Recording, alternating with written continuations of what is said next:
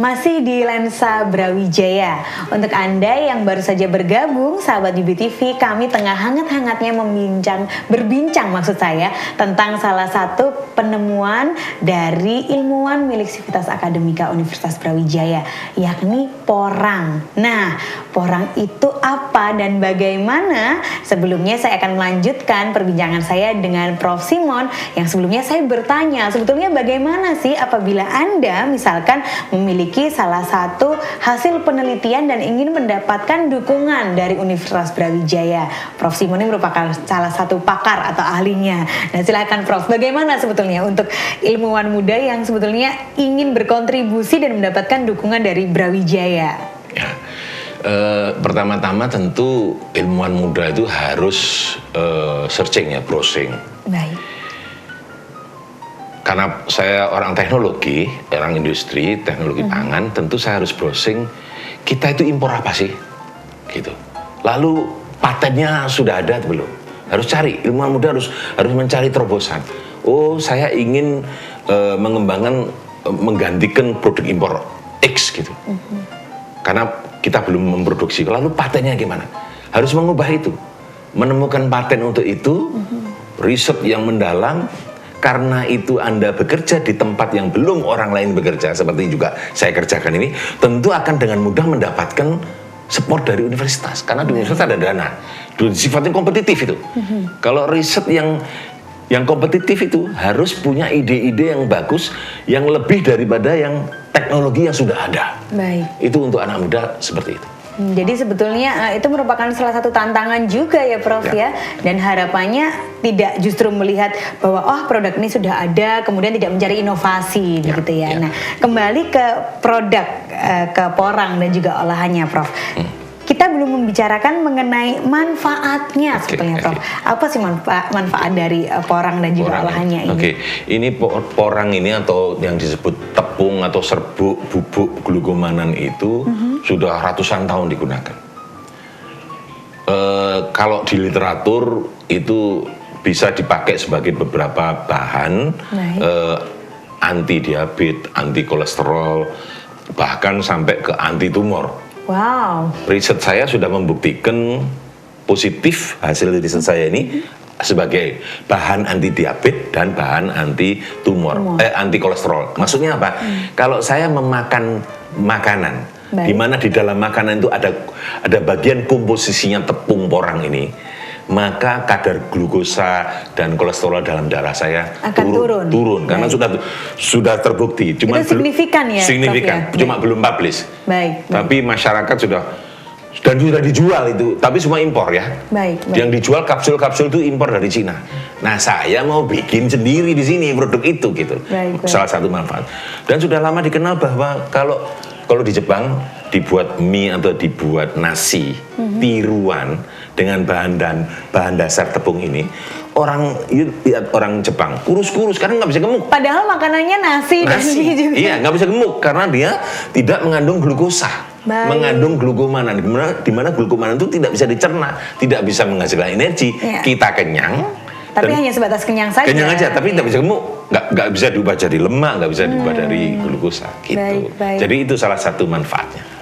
Luar biasa. Jadi ini merupakan salah satu terobosan dari Profesor Simon. Kenapa? Karena di Cina sana tadi ya Prof ya, itu sudah ada produk-produk yang bisa menjadi salah satu penangkal untuk diabetes, kemudian tumor, dan juga bahkan satunya lagi tadi kolesterol ya Prof ya. Akan tapi harganya masih belum ekonomis begitu ya Prof ya. Dan ternyata Indonesia punya sendiri bahan bakunya gitu ya Prof ya.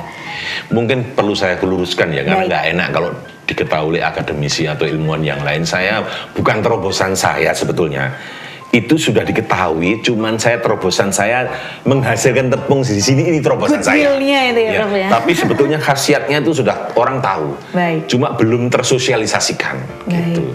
Jadi terobosan saya adalah mendapatkan teknologi untuk bisa membuat end product yang bisa dimanfaatkan oleh masyarakat secara langsung. Itu betul. Tapi kalau itu terobosan, saya rasa kok terlalu melebih-lebihkan ya. Produknya itu ya, produk Iya, akhirnya itu yang saat ini iya. sudah mendekati bisa dimanfaatkan, Iya, dirasakan betul. manfaatnya maksud saya oleh Iya. masyarakat Iya, begitu ya, betul, Prof betul. ya. Artinya untuk produk serbuk ini bisa langsung dikonsumsi atau seperti apa, Prof? Dicampurkan ke dalam Dicampurkan ke makanan gitu ya? untuk dibuat, misalnya dibuat jelly, dibuat mie, bahkan ini kita sedang penelitian dibuat beras tiruan nantinya. Baik. Kalau jadi kita bikin beras tiruan. Waduh, jadi Jadi aman untuk saya produksi makan nasi beras. goreng ya, Prof? Iya gitu. Tapi untuk kapsul atau suplemen baru dibuat dalam bentuk kapsul, dimasukkan kapsul, diminum, misalnya satu kapsul per hari atau tiga kali kapsul Dalam satu sehari, hari. tergantung kepada nanti dokter yang merekomendasikan, bukan saya. Baik, Tapi dari riset saya kita bisa tahu, oh nanti secara klinik. Cuma itu belum saya ujikan ya. Baik. Tapi dari penelitian sudah ada, tapi dalam bentuk kapsul saya belum buat kapsulnya, belum saya daftarkan ke POM, kan harus ada riset Baik. semacam itu. Iya. Saya begitu. Artinya jangka panjangnya Iya. langkah ini yang akan Iya, dilakukan akan oleh ditempuh, Prof, akan dilangkahi. Prof Simon. Nah, akan bersinergi dengan siapa saja, Prof? Kalau di segmen sebelumnya kan menyampaikan untuk penanamannya sudah ada beberapa budaya dengan pemerintah. Artinya kan juga harus ada sinergi dengan bidang atau pelaku dalam bidang kesehatan gitu, Prof. Apakah itu langkah yang akan dilakukan? Enggak, saya rasa saya harus, kalau untuk kesehatan saya harus bersinergi dengan Badan POM dulu. Badan POM dulu ya. POM dulu, kemudian juga saya harus bersinergi dengan Badan Standar Nasional, kan saya harus membuat standar nasional Indonesia yang belum ada. Baik. Jadi saya sudah membuat, saya ketua daripada P4I, yaitu Pusat Penelitian Porang Indonesia di bawah LPPM UB. Ya. Kita sudah membuat proposal untuk diajukan sebagai pusat unggulan di UB dengan dana pemerintah. Salah satu kegiatannya adalah kita membuat standar SNI itu. Begitu kita sudah bisa membuat standar yang mirip dengan standar Eropa, standar Cina, standar Jepang, standar Amerika, kita dengan berdasarkan standar yang kita buat tadi, yang saya buat tadi, kita bisa jual produk Baik. itu. Baru kita daftarkan produk itu ke Departemen Kesehatan dan ke POM. Itu sinerginya. Baik, jadi ada memang tahapan-tahapan yang Iya. berarti. Tapi mappingnya Profesor Simon ini sudah cukup jelas ini. Artinya langkahnya sepertinya akan bergerak sangat saya cepat akan dan kesana. pesat begitu ya, Prof ya. Cuman kita harus tetap sinergi dengan industri. Ya, alhamdulillah sekarang sudah sinergi dengan industri, karena tanpa industri kita nggak bisa memproduksi dalam skala komersil kan. Iya, dalam jumlah besar itu jauh sulit nggak sekali, bisa. ya, Ini masih betul. dalam skala pilot plan. Gitu. Baik, Prof. Kalau tadi disampaikan bahwa untuk langkah panjangnya sudah ada gambaran, mappingnya sudah jelas. Sebetulnya yang ingin saya ketahui, mungkin mewakili pemirsa yang ada di rumah, dengan kita membudidayakan dan mengembangkan dari produk ini, dampaknya apa, Prof? Baik untuk masyarakat maupun untuk industri. Oke. Ya. Yang pertama, dampak yang pertama ini akan bisa paling tidak mencegah atau mengurangi pencurian kayu di hutan-hutan. Karena ini ditanam di bawah tegaan, Tegakan, jati atau pohon rimba yang lain dengan izin perhutani. Jadi kerjasama perhutani dengan penggarap tanah perhutani. Baik. Kalau ada tanaman ini, itu nggak dibakar lahannya atau tidak dicuri pohonnya, sehingga mengurangi pencurian kayu. Yang pertama. Yang kedua, ya menghasilkan income bagi petani. Tanpa kerjanya sekali tanam 1 hektar dapat katakanlah 3,5 ton, duit 3,5 ton kali 3.000 udah berapa? Jadi ini sudah salah satu cara untuk mengangkat kemiskinan yang ada di desa. Karena ini nggak mupuk hanya sekali, waktu mupuk nanam itu, setelah itu udah ditinggal aja, nanti panen sendiri. Praktis ya, Prof? Sangat praktis. Nggak ada hamanya ini, nggak ada yang mau, jadi nggak ada hamanya, nggak perlu semprot-semprotan gitu, panen aja. Jangka waktunya berapa lama, Prof, bisa dipanen? 3 tahun panen. 3 tahun dipanen ya. Dan ini sekarang meluas terus itu, karena permintaan ini tadi baru telepon tadi dari industri porang atau konjak kosong.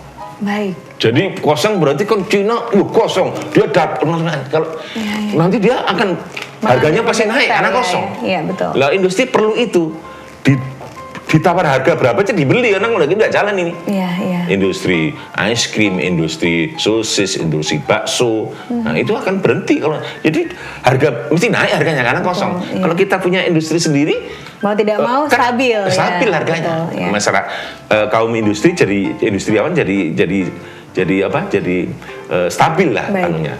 Yang kedua dampaknya, kalau ada industri ini, maka industri-industri yang lain akan tumbuh nanti. Dalam hal apa ini, Prof? Misalkan? Misalnya ada industri, kita kan penghasil hasil laut. Betul. Hasil laut itu misalnya hasil laut ikan. Gitu. Ikan biasanya Pak Anang itu dibuat filet gitu. Iya. Kalau saya ikan-ikan yang jelek-jelek itu memang dibuat filet, tapi filet saya buat yang artificial. Jadi daging itu dihancurkan, dicampur dengan ini dibuat filet ikan. Itu akan lebih Ya. maksimal hasilnya begitu, Pak? Hasil maksimal gini, karena tidak perlu diawetkan lagi karena Oke. salah satu masalah di industri perikanan itu kan ke laut bawa formalin. Karena untuk pengawet, awet. gitu ya. Kalau ini kan kalau enggak usah anu aja, pokoknya sampai di daratan, Baik. diproses, dibuat filet, dihancurkan, campur ini jadi filet yang tahan lama. Baik. Gitu. Jadi dia juga berfungsi untuk mengawetkan makanan. Iya, juga, nanti ya? kalau dalam bentuk beku loh ya. Baik, dalam bentuk iya. beku. Jadi akan tumbuh itu industri-industri sampingannya karena ada bahan ini. Sementara tidak tumbuh karena harganya nggak terjangkau Iya. oleh industri-industri kecil itu. Itu yang saya maksud kalau Indonesia bisa belum ada nih. Ada satu tapi punya Jepang di Ada Mojosari. di Indonesia tapi milik Jepang. Milik Jepang bukan milik orang kita. Teknologinya teknologi Jepang. Baik. Bukan teknologi saya kan gitu. Iya. Nah, jadi kalau kita bisa membuat industri itu dengan kapasitas kita sendiri, modal juga dari kita, syukur-syukur kita ada apa ya kemudahan bukan kemudahan untuk membuat pabrik itu, Iya. maka itu sangat menguntungkan.